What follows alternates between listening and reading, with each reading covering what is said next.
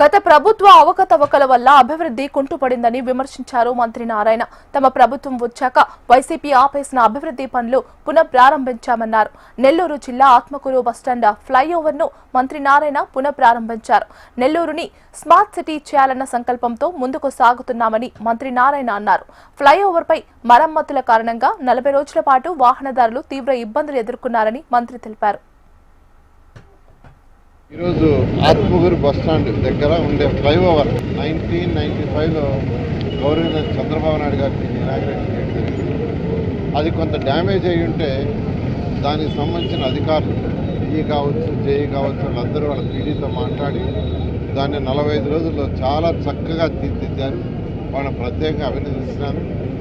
ఈ విధంగా నెల్లూరులో అన్ని యాంగిల్స్లో అంటే ఈరోజు మెయిన్గా నెల్లూరుకున్న మేజర్ సమస్య ఏంటంటే వర్షాకాలం వస్తే డ్రైన్స్ సరిగా లేవు. దానికి 2017 నిదర్శనం.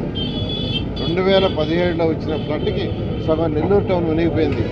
కొన్ని ఏరియాలో అయితే ఆ 42వ డివిజన్ ఏరియాలో అయితే బస్ ఫ్లోర్ కూడా మునిగిపోయింది.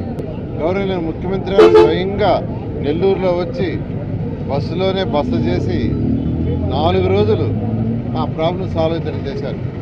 అటువంటి సమస్య పునరావృతం కాకుండా ఒక పర్మనెంట్ సొల్యూషన్ కోసం ముఖ్యమంత్రి గారు ఈ డ్రైన్స్ని రిపేర్ చేయడానికి 50 కోట్లు శాంక్షన్ చేస్తే 13 డ్రైన్స్ టెండర్ పిలిచారు.